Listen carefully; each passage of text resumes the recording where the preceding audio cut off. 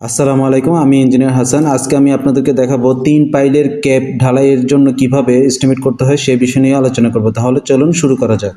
প্রথমে দৈর্ঘ্যের দিকে দেওয়া আছে এখানে ৭ ফিট এই জায়গাটুকু, আর এখান থেকে এই অংশটুকু পর্যন্ত আছে ৩ ফিট। এরপরে এখান থেকে এই অংশটুকু আছে ৪ ফিট, আর এই মাথাটা দেওয়া আছে ৩ ফিট, আর ঢালাইয়ের থিকনেস থাকবে ২ ফিট। তাহলে প্রথমে আমি কি করব, প্রথমে আমার এইটুকু অংশ আমি যেভাবে দেখাচ্ছি ঠিক এইভাবে আপনারা এইভাবে নেবেন।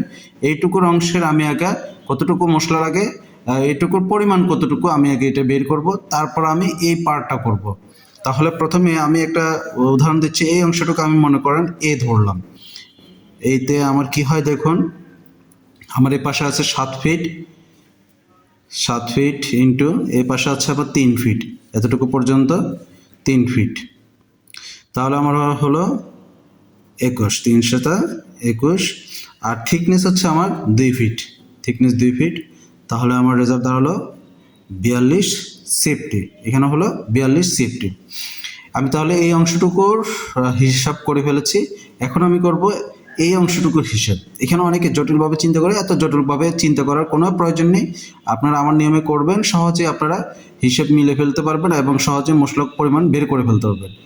এরপরে এখন আমি এটা এই অংশটুকু এই পার্টের অংশ দিলাম বি। বি অংশটুকু আমি কি করলাম, বি অংশটুকু প্রথমে এখান থেকে আমার এই যে পরিমাপ, এই পরিমাপটা আমার কত ৭ ফিট, এখান থেকে এখানে লেন্থ আছে ৭ ফিট, এই যে ৭ ফিট, এই ৭ ফিট যোগ, এখানে আমি যোগ চিহ্ন দিব, এখানে যোগ চিহ্ন দিব, এইটা এই ৩ ফিট, এটাকে আমি যোগ করে ফেলবো ৩ ফিট, তাহলে সমান ১০। এটাকে আমি এখন ভাগ করব, এটা ভাগ করব, গড় নির্ণয় করব, ভাগ করব, ২ দিয়ে ভাগ করব, তাহলে পেলাম কত ৫। তাহলে সুতরাং আমার এটার গড় লেন্থ হচ্ছে ৫। আমি এই অংশটাকে এখন ৫ ধরবো। তাহলে ৫ ধরলাম, এখানে ৫ ধরা আছে, ৫ পাইলাম। এরপর আমার এখান থেকে এখানে আসছে কত ৪ ফিট, এটা কত ৪ ফিট, আমি ৪ ফিট নিলাম ইন্টু ৪, প্রস্থের দিকে ৪।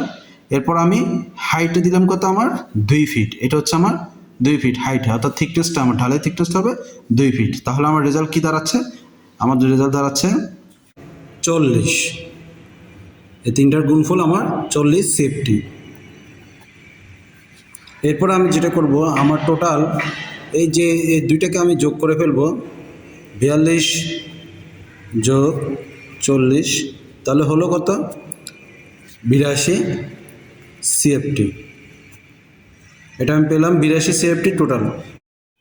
এখন আমরা যে আয়তনটা পেয়েছি সেটা হচ্ছে ভেজা অবস্থায় আয়তন। এটাকে আমরা শুকনো অবস্থায় যদি মাল নিতে হয় তাহলে সেক্ষেত্রে আমাদের ১.৫ গুণ করে নিতে হবে, ১.৫, অর্থাৎ ১.৫ গুণ দিয়ে নিতে হবে।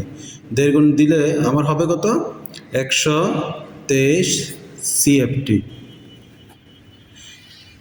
এখন আমার এই ঢালাইয়ের রেশিও কত, এই ঢালাইয়ের রেশিও আমরা এটাকে ঢালাই দেব ১.৫ 3, 1.৫ আমি এটাকে ঢালাই দেবো। 1.৫ 3-এর যোগফল হচ্ছে 5.5, রেশিওর যোগফল এটা। তাহলে আমার এখন সিমেন্ট বের করব। আমি সিমেন্ট বের করলে প্রথমে সিমেন্টে আমার টোটাল ভলিউম হচ্ছে ১২৩, এটাকে ভাগ দেবো আমি 5.5 দিয়ে, আবার ইন্টু আবার ভাগ দিব 1.25 দিয়ে। 1.25টা হচ্ছে এক ব্যাগ সিমেন্টের আয়তন হচ্ছে 1.25। যেহেতু আমি এই সিমেন্টকে ব্যাগ দিয়ে পূরণ করব, আর উপরে এটার সাথে 1 গুণ হবে, যেহেতু রেশিও 1, এটার সাথে 1 দিয়ে গুণ করলাম, দিলেও দিতে পারেন, না দিলেও নেই। তাহলে এটার রেজাল্ট আসবে কত, প্রায় 18 ব্যাগ। তারপরে এরপর আমি বালুটা বের করব।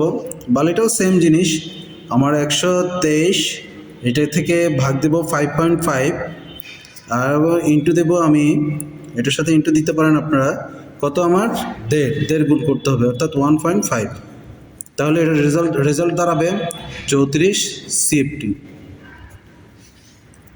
তারপরে এটার সাথে আমি ব্রিক চিপস অথবা স্টোন যেটাই দিই আমি, তাহলে কি দাঁড়ায়, স্টোনে হচ্ছে আমার পরিমাণ হচ্ছে ২২৩ ভাগ 5.5, এটার সাথে গুণ দেব আমি ৩,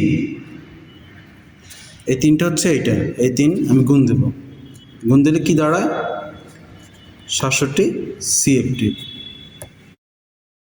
তাহলে ভিউয়ার্স, আপনারা জানতে পারলেন সিমেন্ট লাগবে 18 ব্যাগ, আর বালি লাগবে 34 CFT, আর পাথর লাগবে 67 CFT। তাহলে আপনারা সহজে বুঝতে পারলেন যে এইটুকু ভলিউমের জন্য সিমেন্ট কতটুকু লাগবে, বালু কতটুকু লাগবে, পাথর কতটুকু লাগবে। এইভাবে ক্যালকুলেশন করলে আপনাদের কোনো সমস্যা হবে না, দ্রুত আপনারা ক্যালকুলেশন করতে পারবেন। তো ধন্যবাদ, আজকে ভিডিওটি দেখার জন্য অনেক অনেক ধন্যবাদ। আসসালামু আলাইকুম ওয়া রাহমাতুল্লাহ।